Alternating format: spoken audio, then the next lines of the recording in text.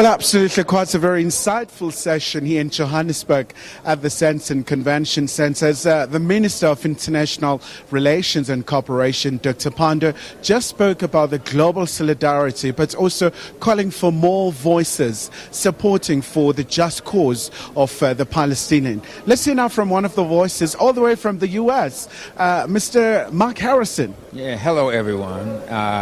I just want you to know my work against apartheid started out with with South Africa apartheid. That's how far I go back to working for freedom for South Africa, and now I'm working for freedom for Palestinians. I mean, in the U.S., we've seen an upsurge of the demonstrations from Yale to Columbia. The youngsters really calling for more drastic steps to be taken in making sure that we see self-determination in Palestine. What do you make of that as an American? Well, I think the movement in the United States is growing and is deepening. Not only do we have students, we now have black pastors who came out with a statement that they put in the New York Times, and not churches, other faith organizations, and even certain members of Congress are speaking out for Palestine. And obviously, I mean, Mark, there are so many parallels that a lot of people draw here. They talk about the apartheid in South Africa. They talk about the civil rights movement in the U.S. and also talk about the current situation in Palestine, especially these days, where we're seeing so many people have perished and, the current situation in Rafah, the humanitarian crisis as well. I would imagine that this is quite a very critical time and the expectations are very high here. Oh, I just want to say to the South African people, I appreciate you having this conference.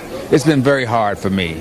I have spent many nights, I've watched the videos like many other people. I have cried. I have been working on Palestine since the 1980s. But when I look at and I see what's happening today throughout the world, it gives me hope. Yes, the world, we should end it tomorrow. But in my lifetime, I never thought it would be this big.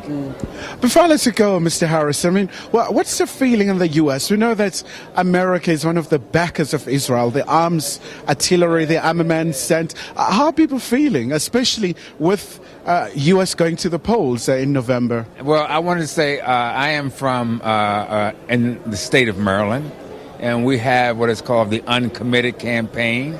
That is where you get a chance to vote uncommitted, to send a message to President Biden that we do not like this policy. We want him to end U.S. military sales and support to to Israel. And so at this level, that's where I stand right now. I'm with the uncommitted in the United States to send a message to end U.S. support, military support for Israel. All right, Mr. Harrison, much appreciated for your time, sir. One of the views here, and of course a very interesting time. So many countries here well represented, from the U.S., Bolivia, so many countries here in Johannesburg. Khayelihle, Khumalo, SABC News, Sensen, Johannesburg.